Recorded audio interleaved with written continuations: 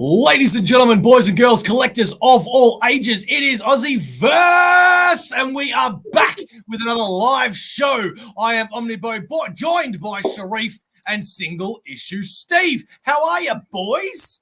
Oh, it's been a long day, but I couldn't wait to jump on this live show. I had the day off today, so I'm ready for the next 4 days off in a row. Oh, you smart ass. Correct. And you know who else is smart? Our for lifers, because they support the channel in the best way possible. That being Azrael85, the Fourth Monkey, Ali, Ben Sullivan, and Simple Simon. We love you guys. Thank you so much for your support. It means the world to us. But in saying that, membership is not required. One of the best ways that you can support the channel is being a subscriber and liking the videos, like this gentleman right here. We'll wait for this counter to just go. 1, 2, 3. Nick May, thank you very much, sir, for being the first commenter on the show. I was going to have Dismay Comics in the 90s. Obviously, it's a great name. And Claudia, hi, guys. Now, we are here for Dismay Comics. Unfortunately, he is running a little late. We didn't want to keep people waiting, so we thought we would just start and, shoot some shit before we get going. Obviously, some Americans forget the time difference and they wake up in a panic at 5, 6, 7 o'clock in the morning. But before we do that, we do want to talk about a great initiative that is being run by some blokes in America. It is called the Comics Curing Cancer, and it is something that is coming onto the YouTube channel next weekend, where you can see a whole bunch of shows. We'll start them off with 7 a.m. Legion's Lair pop culture live stream, then the Sketchy Show, then the 1011 with Gary B, the casual comic guy, 9 p.m. in the mix with the Illuminati, going on to Saturday, Insomniac Comic Book Theatre, Coffee and Comics with Cliff, John's Comics with Kids, Only Slabs, Blame Fable and his amazing friends. Then they have the 7 p.m. comic art auction. Moving on to Sunday, it's Kicking It with K-pop, live art special, and then Breakfast with Brian. And then it ends at the 12 p.m. comic book auction. That is Comics Curing Cancer, an official campaign of the American Cancer Society, with your hosts, Legion of Comics, AussieVerse NYC, Gary B, DJ Links, Comic Journey, Cliff on Comics, John's Comics with Kids, Rob's Fat Stacks of Comics, One Collection Down, K-Pop Junkie, and Brian LCS. And that is all we have to say, because the man is waiting in the background. We have not had any pre-conversations. We have never met each other. This is either going to be absolutely fantastic or it's going to be shambles. Let's see what happens. Let's bring him on. Ladies and gentlemen, Dismay Comics! Thank you for that intro. I want to first apologize to you guys and everyone out there. I want to keep it real.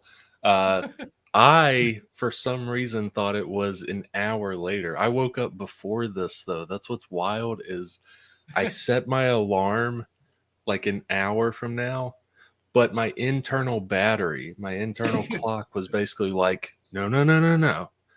Wake up now. So I'm so glad my internal clock kicked in.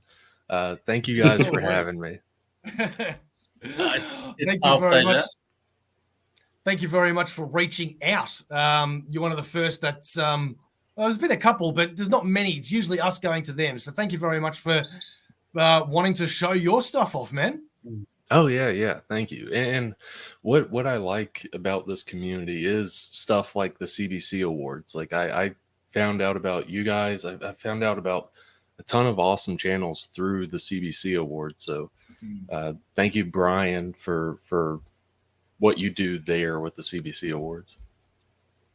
That's right. CBC Awards. The show is on the 2nd of November, and I think you can still vote for your favorite boys right here, AussieVerse, or any other channel that you think deserves the wins for their respective categories.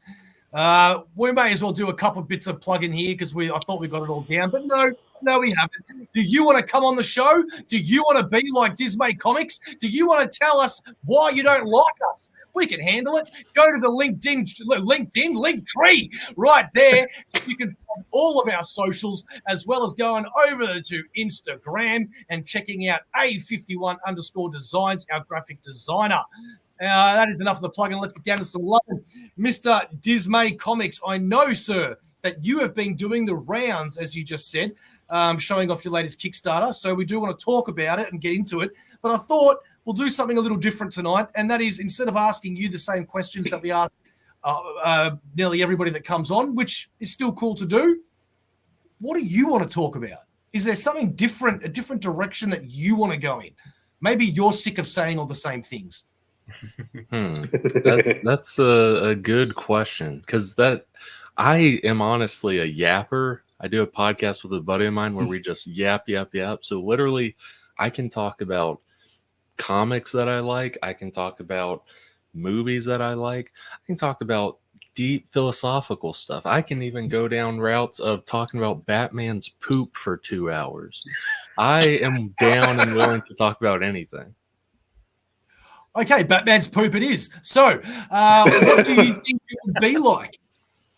I think because I've talked about it with people before, especially my friend. He's the only other person I really talked about it with. So I guess he is people. One guy is people. I think it would be pretty runny. I know some people say like it'll be built up and it'll be a hard turd sort of thing.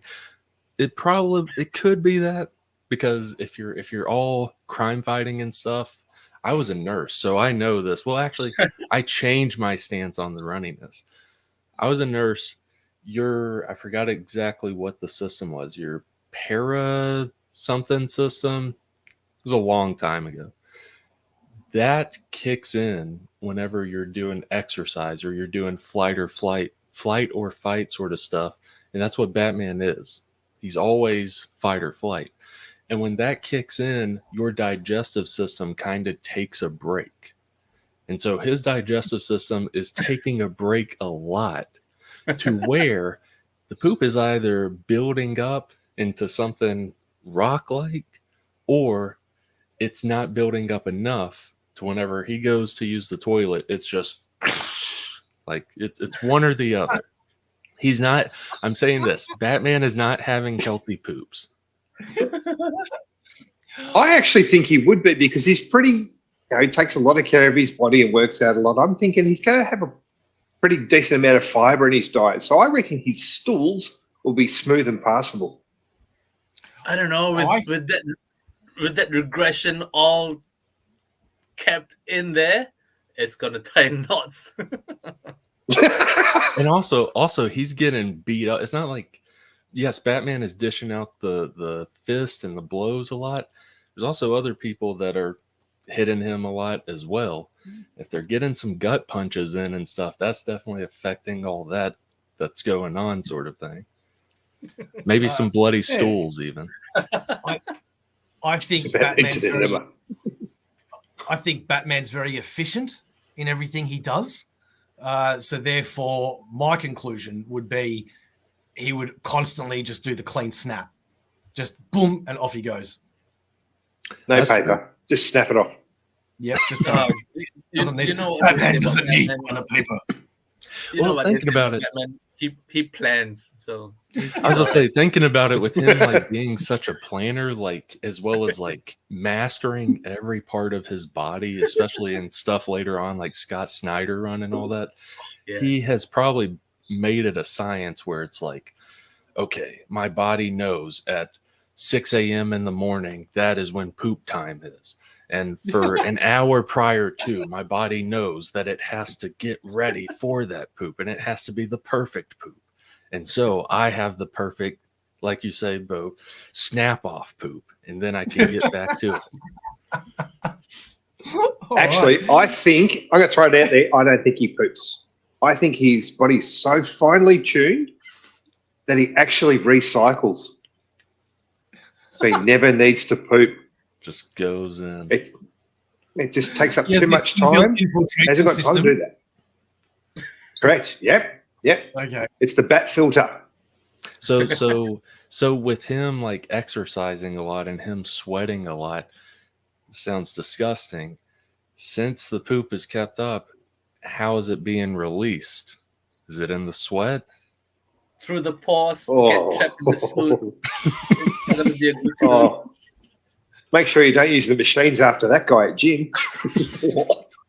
Puts a whole new spin on why the Joker might actually hate Batman.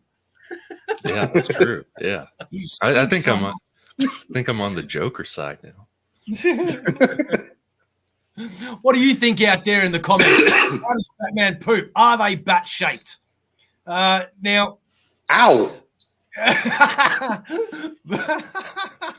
well, hey, I picture his butthole being a bat shape too. Moving on. Okay, so let's get the obligatory Kickstarter stuff out of the way, sir, because that is why you're here.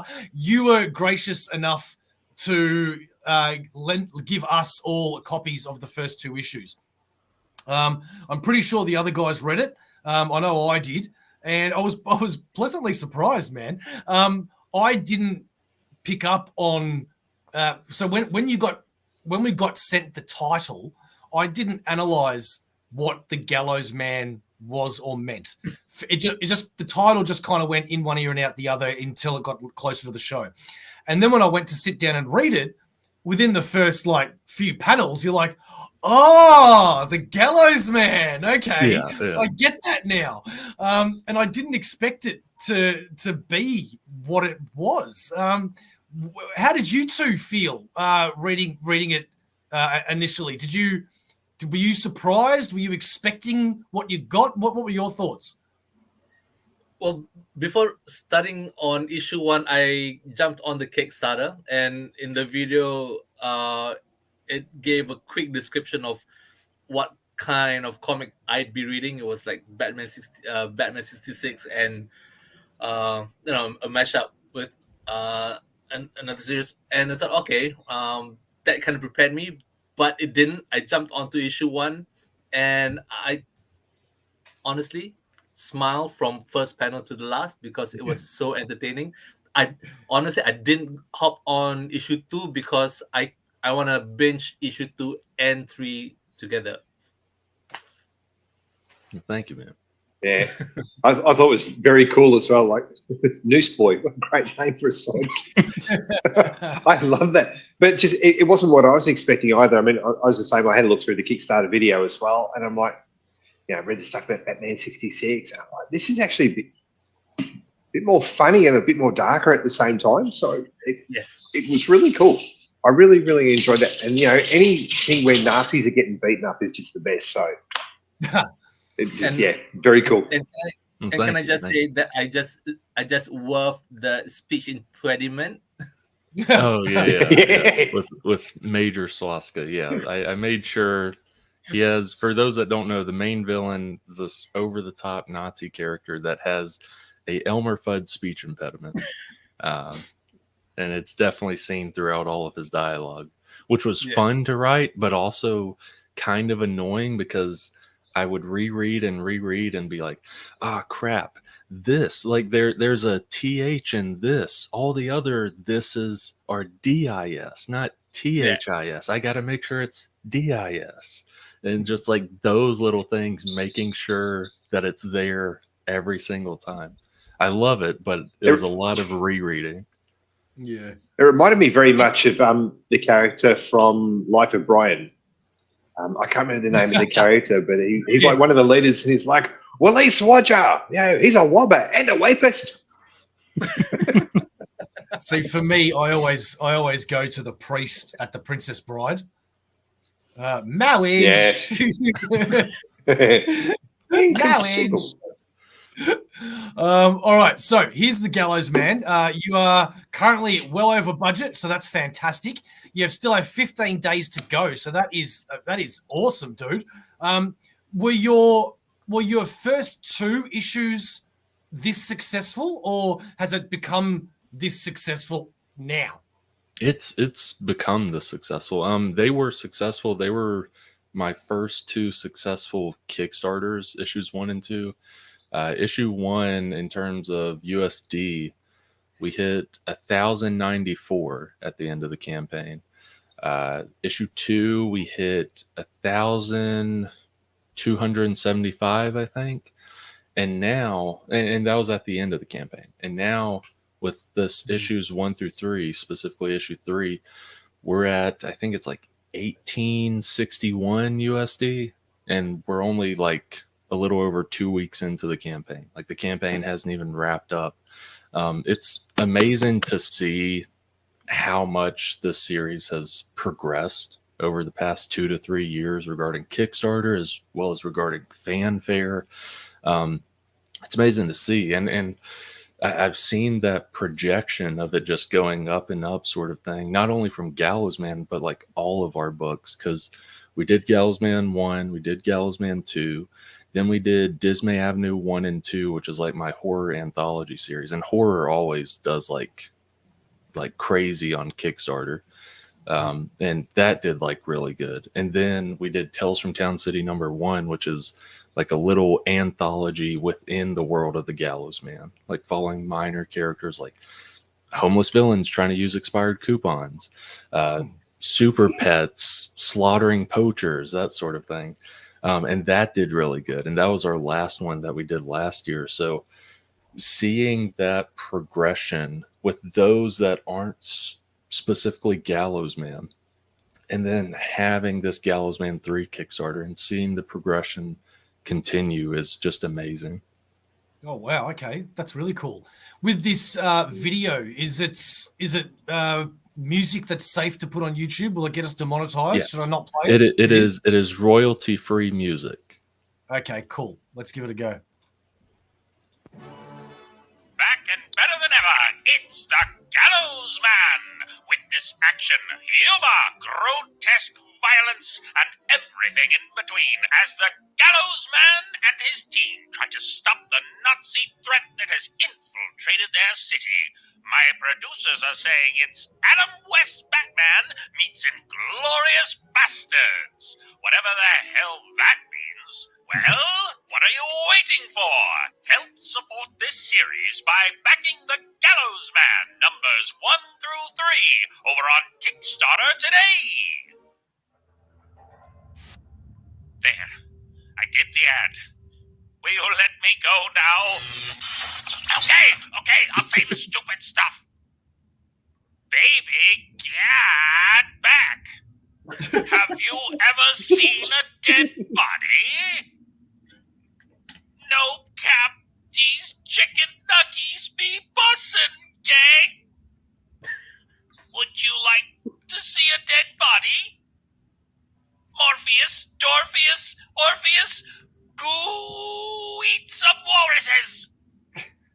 Someone's getting a visit from the BB monster. There, I said it. I said it all. When will you let me go? The stuff at the end is a carryover from my previous Gallows Man 1, 2, Tales from Town City #1 trailers, where usually the first 30 to 50 seconds is the comic ad. And then the last half is getting Mr. Corley, he's the guy who does the 1940s radio announcer voice, getting him to say the dumbest stuff ever. Because it all started from the Gallows Man 1 trailer, where me and my buddy, because I hired the guy on Fiverr, and how Fiverr works is like by the number of words. So he had hit, I think it was like 150 words. Every 150 words, it's additional this much money, sort of thing. He had hit like maybe 90 words or something with that first trailer. I was like, I still have like 60 words I could use. And I talked with my buddy. I was like, what is some stupid stuff you would love to hear a 1940s radio announcer say? And we just brainstormed. And with that one, we had like me meow, moo meow, I am a cow. And like I had a wild DMT trip in the deserts of Nevada, like just random stuff. And I made sure to check with Mr. Corley as well. I was like, hey, like we were thinking about possibly doing this as well. Are you cool with that? He was like, yeah, that's great. And so it's a tiny little thing, but for people that follow along with these trailers and stuff, hopefully they enjoy that. Even if you don't follow along, it is a random stupid thing at the end that hopefully puts at least a smile on someone's face. Well, I love the description here. Set in the 1940s in a satirically over-the-top and campy world of superheroes, the Gallows Man and his team must take out the Nazi threat that has infiltrated their city, not only to save the city, but to avenge the death of the Gallows Man's former mentor. This is issues 1 to 3 of what will be a 4-issue miniseries, but don't fret. This is not your standard size comic.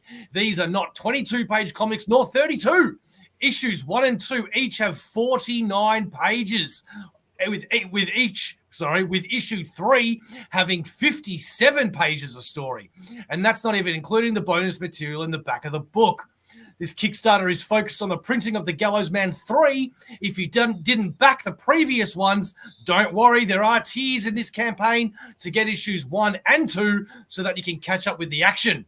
Issues 1 to 3 are completely done in terms of art, lettering, editing, etc. The only thing that's left is to get it printed and put it in your hands to read. I need you for like your epic voice with some voiceover stuff. That was great. Well, thank you. Anytime. The kids are natural. Okay, let's go through all the different covers. This is very Scotty Young looking. Oh yeah. Cover. Rick Alves is the variant cover artist or the cover B artist. He's been like both cover artists, Thomas Tikas as well as Rick Alves. They're on for the whole 4-issue miniseries, and I've loved Rick's work. I found out about him around like 2020 and was like following his Instagram page, and then eventually like was like, hey, like would you be interested in doing a cover? And it just spun off from there, sort of thing. We just had another American creator on the show a little while ago, Ben Lacey. I don't know if you know that name. And Sounds very familiar. He did a comic called Samson, Nazi Smasher. It'll be a good crossover. Hey, Christina. Hey, Christina.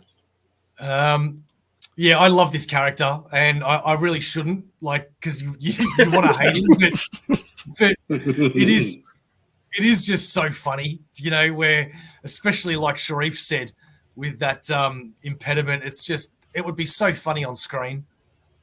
He's the over the top villain. I'm not saying he is this, but he's almost like an over the top Austin Powers type villain, kind of. That's what I thought when I saw it. Yeah. Yeah.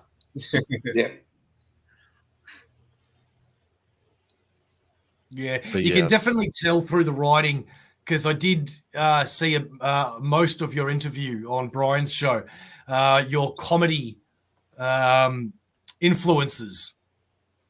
Oh yeah. Thank you. Yeah, like there's a mix of like comic influences as well as movie influences. Like it bounces all over the place. Like The Gallows Man was the first comedy I ever wrote. It's like a dark action comedy, but it was the first comedy I wrote to where now I've almost not pigeonholed myself, but comedy is the it's the thing I fall back on whenever I'm like writing something like some other genre, like if it's a romance or something and I'm writing it, it's like I'm stuck. I'll be like, let me pull up this comedy script and just type away. Like comedy is the one where like I can always go back to. Horror as well, but the past year and a half, I think I've done nothing but comedy writing for various series that will come out in Dismay Comics, as well as some that I'll try to get through other publishers. But yeah, I just love writing comedy stuff. Like I think it's something that isn't seen a lot. There are a decent bit of comedy comics. Regarding movies, you don't see that many good comedy movies nowadays. Mm. Because there are great comedic shows. There are comedy series out that are out now that are really good, or came out 5-10 years ago that are really good. But movies, you don't see that a lot of unique or very funny comedy movies. And I mention all that because when I wrote The Gallows Man, like way back, the first draft in late 2017, it was a feature-length movie. That's how I wrote it at first. And then drafts go by, years go by, and around early 2020, I was already making horror comics, had already made some horror comics, and kind of looked at The Gallows Man, dusted off the script sort of thing. I was like, this could actually work as a comic. And I re-edited, rewrote some stuff, and was like, there's the end of issue 1, there's the end of issue 2, there's the end of issue 3, and just rewriting and tweaking stuff for it to work in comics. And that's kind of how it spawned. Is one, a love for comedy comics, but especially a love for comedy movies. And that's kind of how it spun off. How much work or editing needed done from the initial writings that you had to do for issue 3? For issue 3, I'd say a decent bit. Just because whenever I first started, like Gallows Man 1 was my first published comic. Like I did a Kickstarter for it back in 2021. And I think Gallows Man 1 and 2 are good. I'm biased there. I'm the writer. But I think they're good. But I do see a progression of me as a writer, as well as Helen as an artist. Like both of us being good before, but just getting better and better as stuff goes along, to where issue 3, there has been that time where we've improved our craft and we've been working on this. We're on the 3rd issue, and these are fat freaking issues. They're mini graphic novels almost. And we've just gotten better and better over time, I feel. And like with issue 3, when we were in the editing phase, like less than a year ago, where I was editing stuff, like maybe 6 months ago, there were bits of dialogue or things that I tweaked or changed. Very rarely was it changing the page layout or the art, like the after edits. Like once the book is done, sometimes we'll have after edits. Very rarely was there stuff like that. It was usually dialogue stuff where it's like, like when I wrote this, it worked, but reading it now doesn't entirely work. Let's move some dialogue boxes. Let's take out some stuff. Let's add some stuff. So with issue 3, there was actually a good bit, just because I feel like I've progressed as a writer, as well as an editor over the past few years. And Brendan, just following on from that, mate. I mean, obviously you've done issue 1, issue 2, and now issue 3. Did you find the process with issue 3 was actually a bit quicker for you from sort of conception right through to the editing process, or are you finding now it's a little bit more involved for you?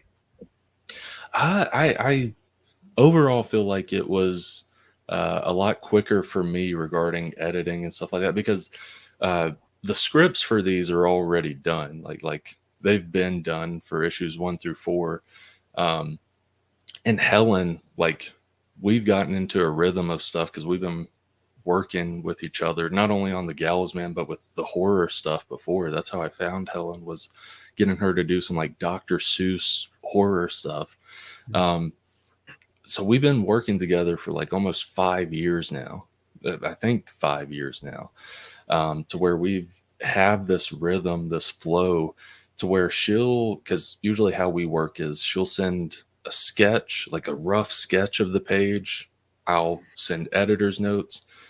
Then she'll send the inks of the page, send editor's notes, send colors and letters of the page. I'll send editor's notes, sort of thing. We've gotten to the point where she'll send that stuff, and very rarely do I have to say any editor's notes, because we just click. A lot of times it's like, looks good.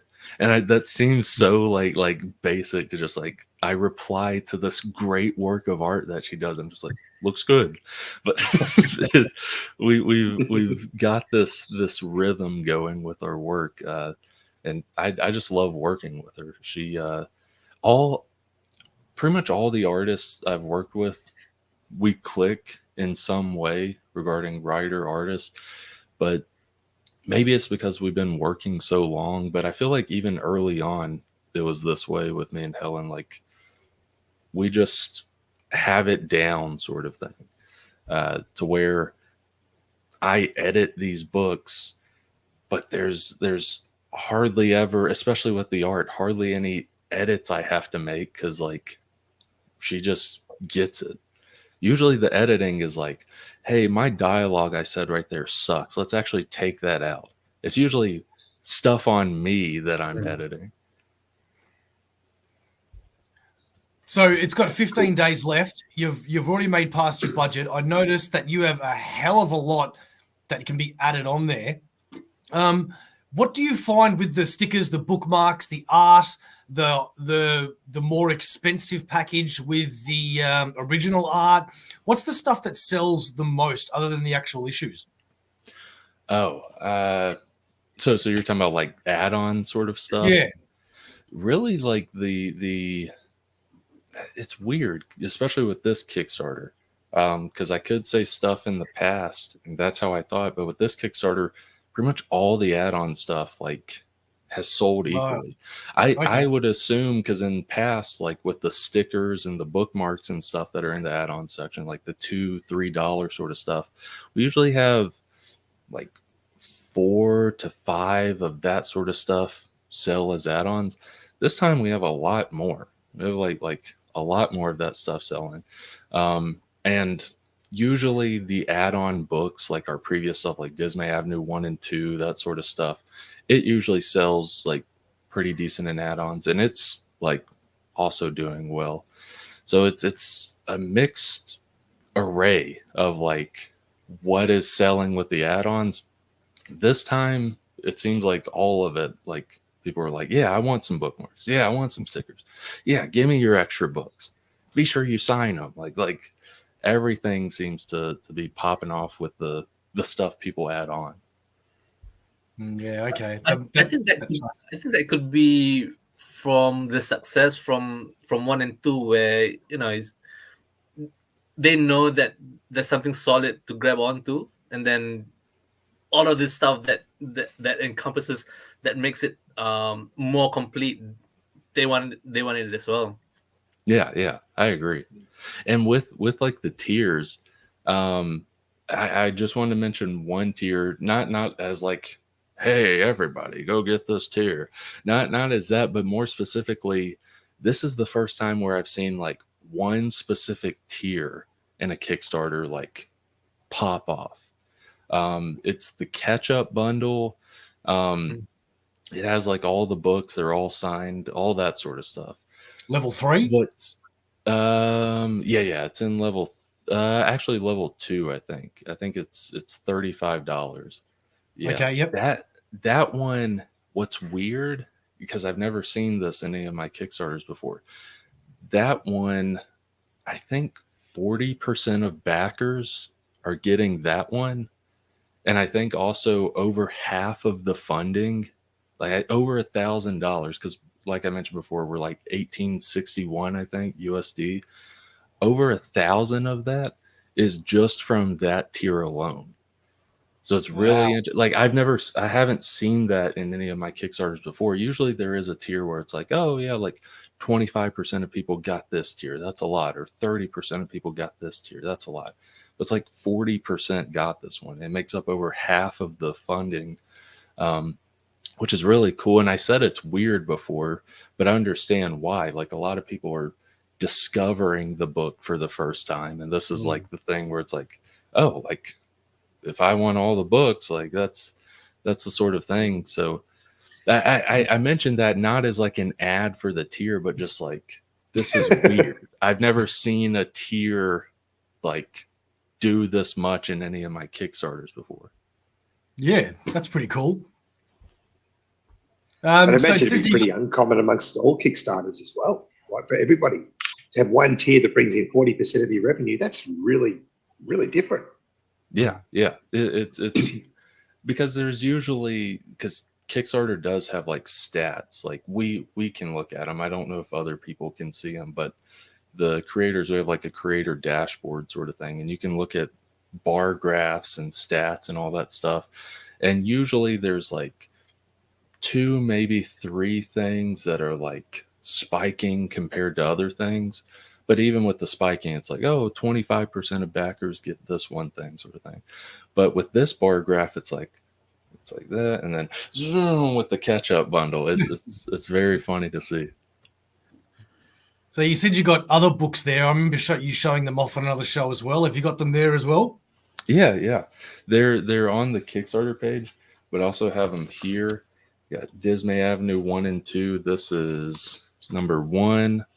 It's basically a date night that goes wrong. It's a movie date night. This couple goes to a movie theater outskirts of town.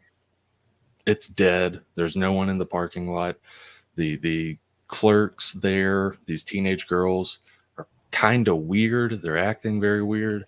There's a guy who's has his hoodie over that just seems kind of weird in the theater. This is a 40-page standalone. The first 15 pages are literally a beat for beat date night I had back in college. This movie theater experience was something I had. This weird movie theater that no one was at. It's on the outskirts of town, all this sort of stuff. The cashiers, the guy in the hoodie, all that stuff. Beat for beat of this date night. Including like some of the weird auditorium stuff that happens. But then the real life thing, we realize like, oh, okay, it's actually not this weird psychological horror. This is, what if it went this psychological horror route? So basically this book is Brandon's college movie date night, a what if tale. And then this one, Dismay Avenue number 2, there's 4 different stories with this one, and the art ranges. Like I always have to show this off because it's one of my favorite pages. You have like very like Junji Ito-esque art style. My webcam doesn't do it justice. I've got a crappy HP webcam, but very Junji Ito art style with that. And there's just a mix of stuff. There's like painterly surreal type art in it as well. More contemporary art, kind of webtoon-esque. And then also, I had mentioned before, like Dr. Seuss type art. And this is like a thick book as well. This is like issue 3 of the Gallows Man. This is 60 pages total. Oh, wow. But, and there's variant covers of them as well. Like these are the variants for them. But those are available as well. These were actually the first comics I ever wrote were these horror stuff.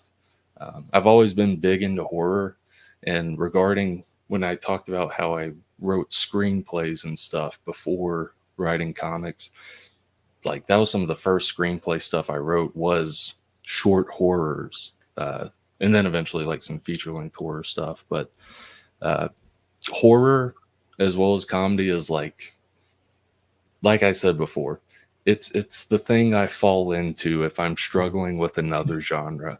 It's always the thing I'm like, okay, I'm sucking at writing this romance Western. Let me put it over here. All right, let's write some dumb, funny stuff. Here we go.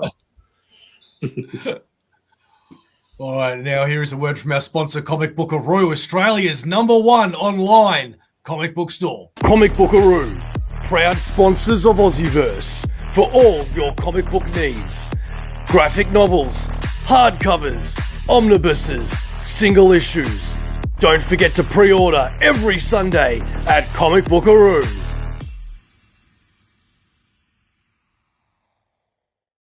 Yeah, and we're back. So, Dismay Comics. Where'd you get that from? It was ultimately a lazy name. The name I did try was the Dismay Avenue thing. Like Dismay Avenue was the name that I was purposely trying to think of. That came from I'm not saying these are great books, but I grew up on, yes, Goosebumps, but also when I went into middle school, there was kind of a stigma against Goosebumps. It's like, that's for the little kids. That's little kid horror. Us big kids, we're fifth graders, we're 10 years old. Us big kids, we're reading Fear Street, R.L. Stein's Fear Street. And those Goosebumps is way better than Fear Street, people. Don't let young Brandon persuade you. Fear Street was the same book every single time. It was always a group of high schoolers or whatever. One of them, there's killings start happening, and then the twist at the end, it's one of the friends. It's always one of the friends in Fear Street. But it came from that of that love for the name, as well as that nostalgia love for stuff like Fear Street, of basically being like, okay, what are synonyms for that sort of thing? And also like my love for various other stuff like Tales from the Crypt, a number of other things that I'm blanking on right now. But the basic thing was synonyms for fear. Dismay sounds pretty good. Synonyms for street. Avenue. That works pretty good. And it took a few hours to come up with that. And then I was finally like, yes, Dismay Avenue is great.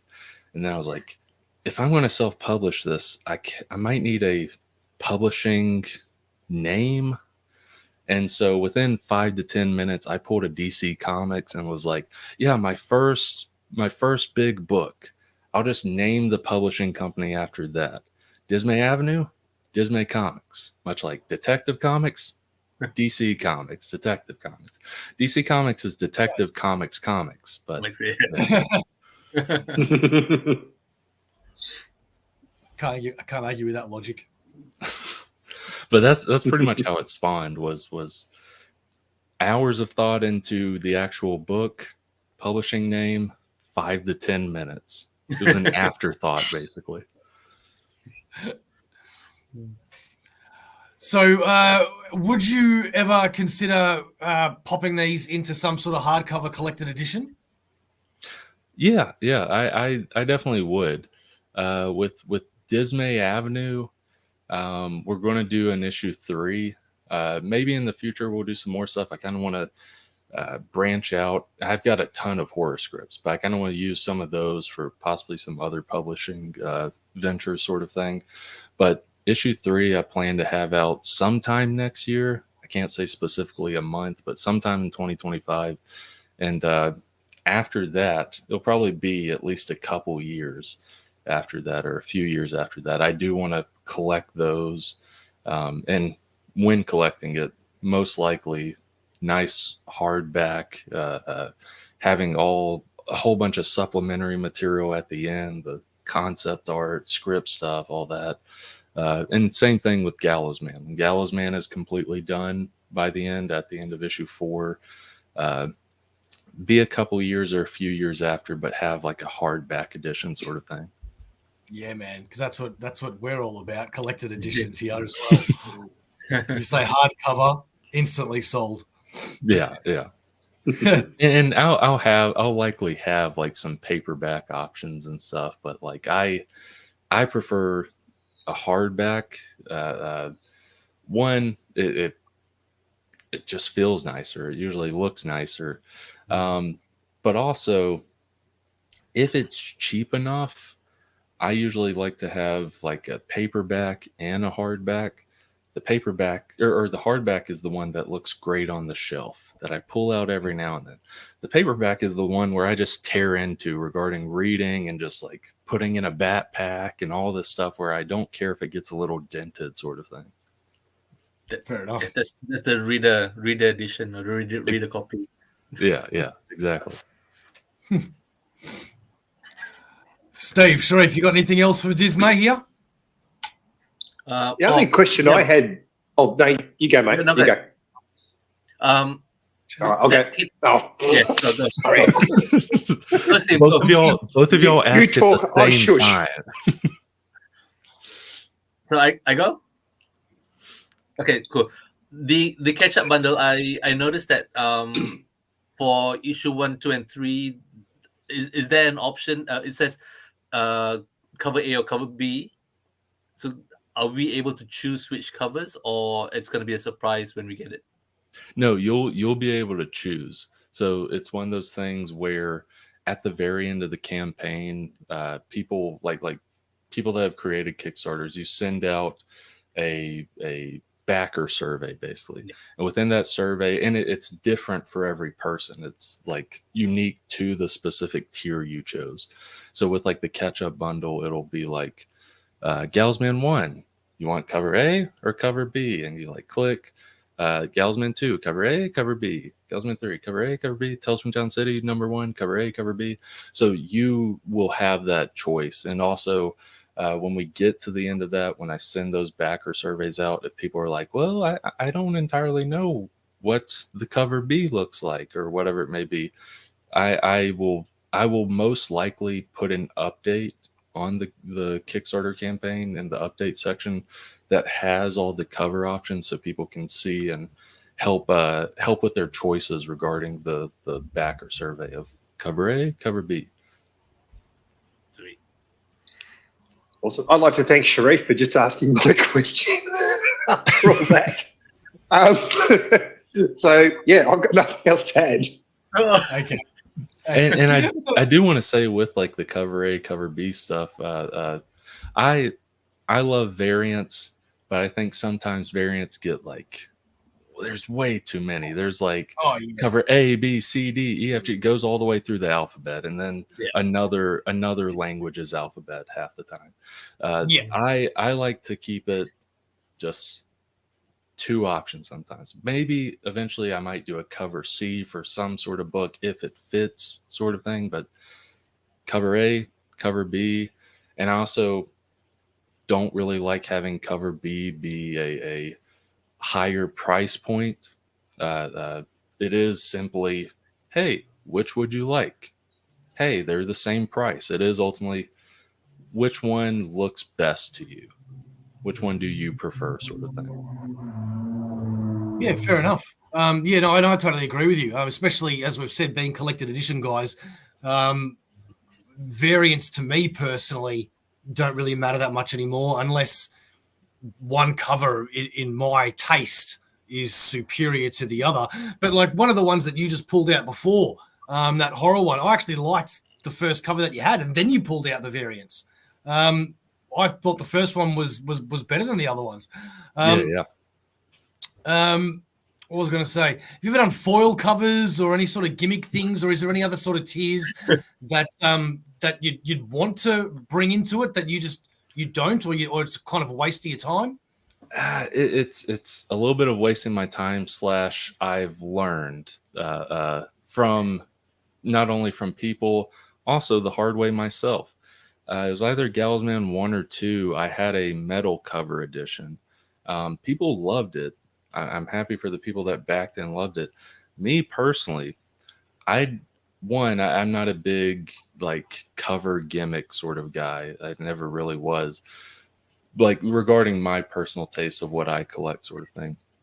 But also, I didn't really realize what metal covers were till I received metal covers, and everyone loved them. But me personally, I was very disappointed in what I got.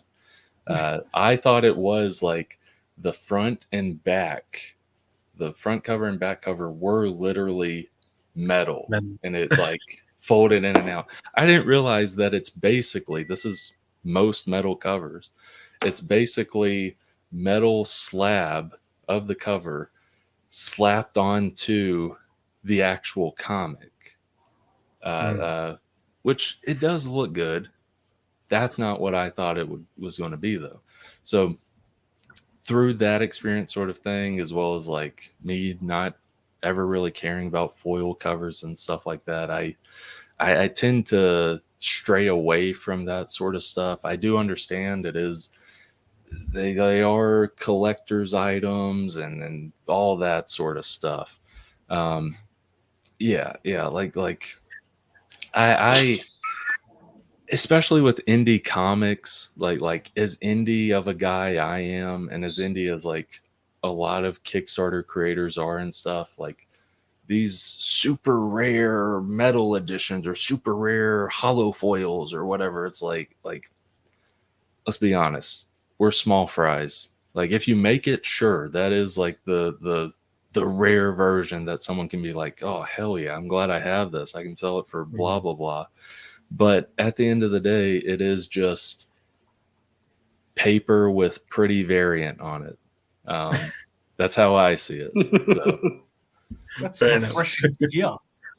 yeah, I've never been a big like the gimmick cover stuff. I mean that ties into why I not only gimmick cover stuff, but why I don't do more covers. I simply just want cover A, cover B. That's all I want. I don't need all this other mumbo jumbo. Yes, it helps raise funds, all that crap. Yes, if I had all these covers, if I had all these foil covers, if I continued to do metal covers, sure, maybe my Kickstarter could be in the thousands. I don't care about that shit. Like I simply just want to put out. I want to put out. The thing I'm focused on is here's the story. Look at the interiors. I want you to open the book. That's what I care about. I want you to read the book. I don't want you to just be oogling and ogling at a cover. I want you to actually like check it out, see how it is, sort of thing. Yeah. All right. Well, before we close off the show, let's ask some more personal questions here towards your taste, your tailors, your what you like in comics. Mate, are you a Marvel or a DC guy or none? I am, regarding comics, more of a DC guy. It's mostly just because it's what I grew up with was DC. I do like some Marvel stuff, but preferably I like DC. I specifically with like some mini series and some maxi series stuff. I think DC has like amazing stuff regarding that. Yes, Marvel has like the crazy longevity of like, yes, Spider-Man has been every second of his life is this insane action-packed thing. If you're thinking about canon, I ultimately don't care about canon. Canon is wishy-washy. It always is. There's always retcons. I just want a good story. If it messes up canon, it messes up canon. But if it's a great story, I forgive it most of the time. Yeah, fair enough. Okay, well then, who's your favorite DC character? When I was a teenager, I would have definitely said Batman, because I think every teenage boy, our favorite superhero was likely Batman regarding DC. Okay. As I got older, though, I Superman's my favorite comic character as a whole. I love Superman. The people that hate Superman or call him a fuddy-duddy or say, oh, he's just a Boy Scout, or oh, he's boring because he's all powerful. What's the fun in that? What's the fun in being all powerful? Like you can just easily beat the bad guys and stuff. You don't get it.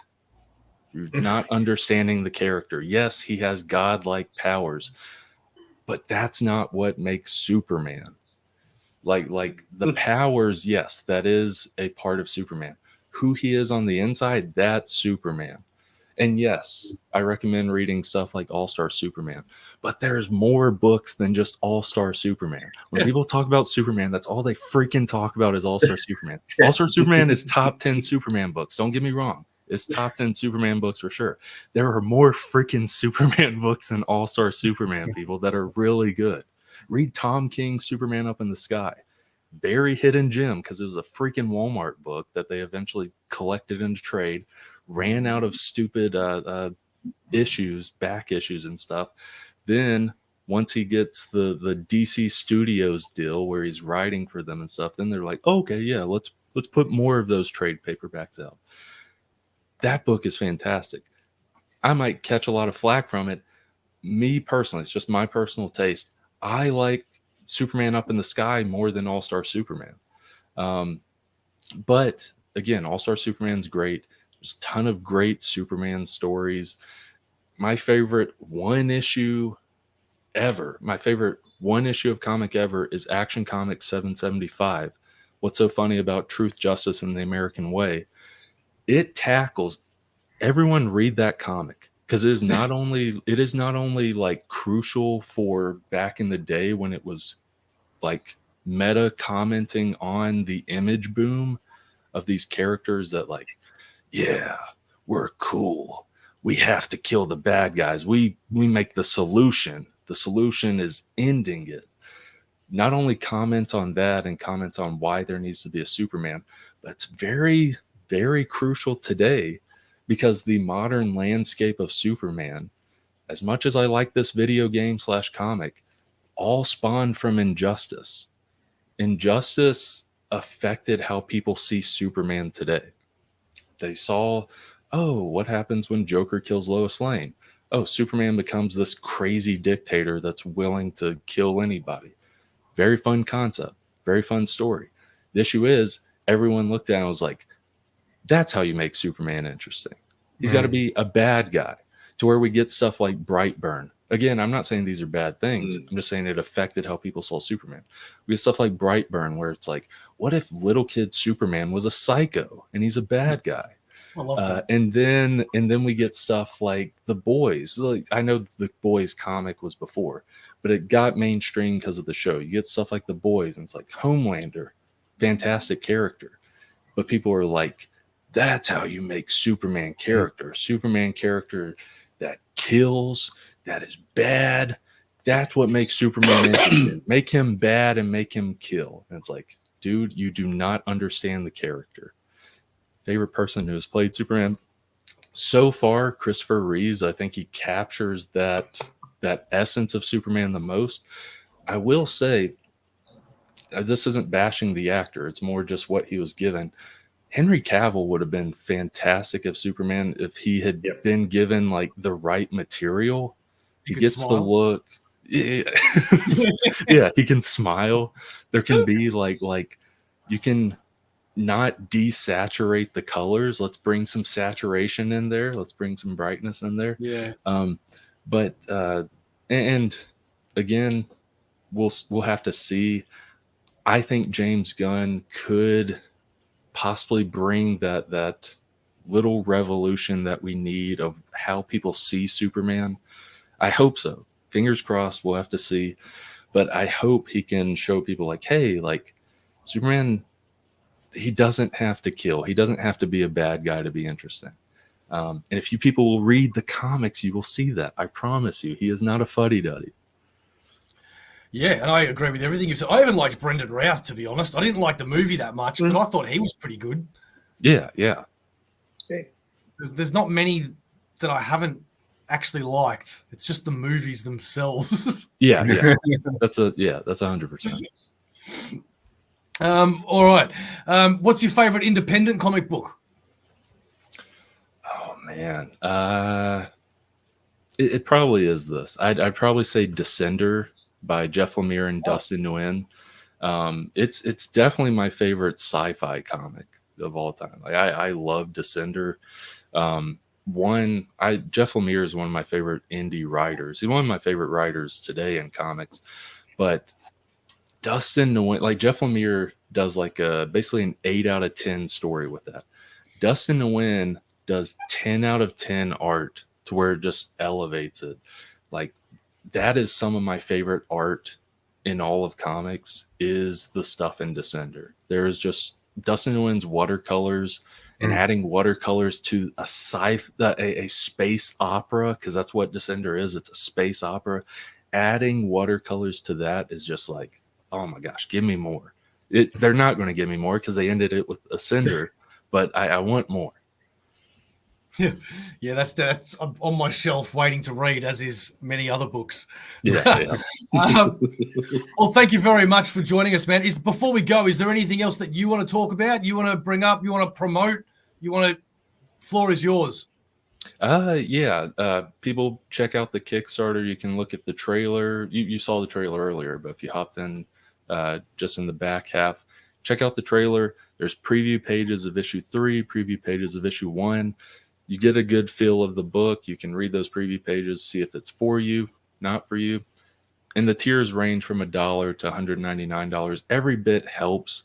Like literally, like $1 does help. Like, yes, it helps that little ticker go up. All Kickstarter creators will be lying if they don't say this. Simply $1 going up, seeing another backer, seeing 62 backers go to 63 backers, even if it's $1. As a creator, it's a little motivation boost. Like, hey, someone saw my thing. Cool.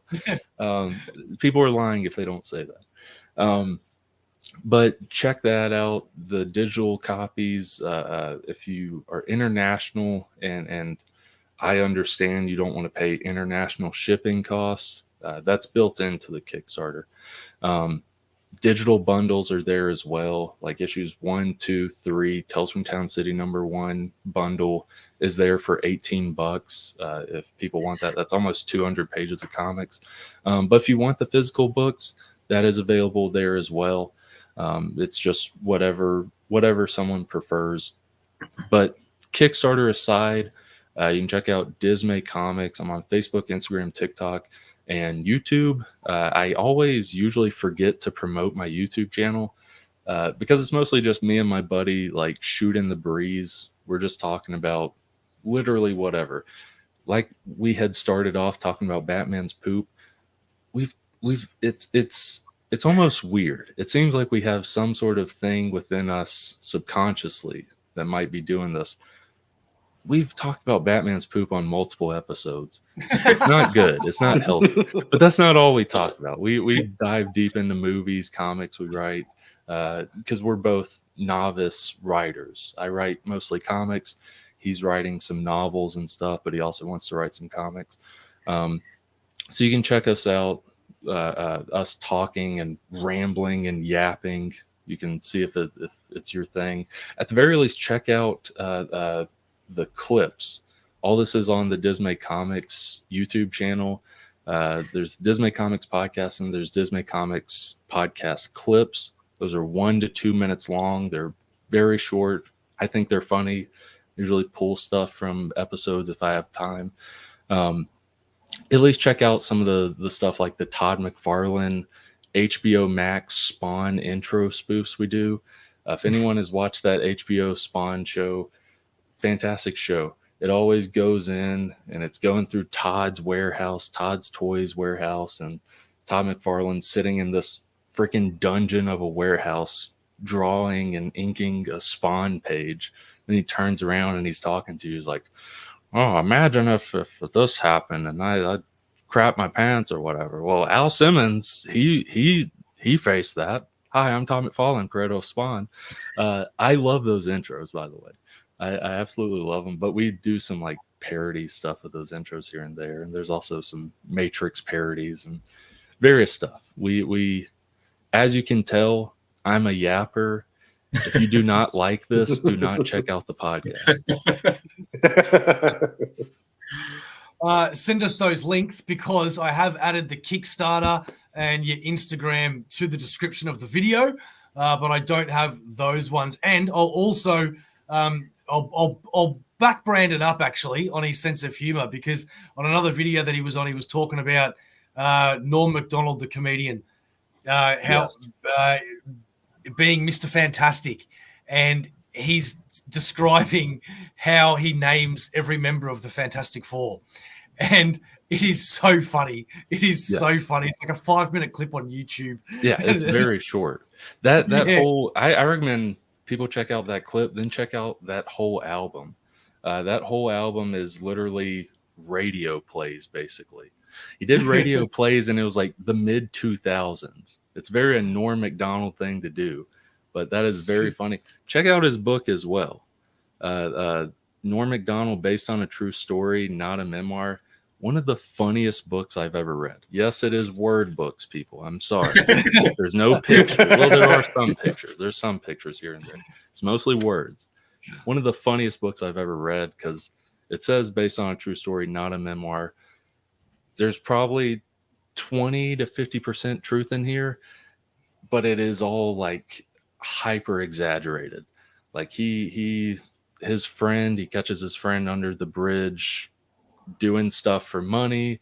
Norm Macdonald goes to hell. Like he literally goes to hell in this book and then comes out. It's a fun and wild ride. It's one of the funniest books I've ever read. All right. So have you ever actually seen any of the AussieVerse shows before? I have not. Okay. Well, then you're not going to know the answer to the last question we've got for you. Steve, give it away, mate. Yep. All right, Brandon. Let's see how you go with this one. What is AussieVerse? AussieVerse. What is AussieVerse? No pressure.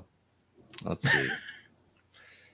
I know this isn't the answer based on what you said before, but how I would describe AussieVerse is some welcoming Australians who are welcoming outsiders such as myself.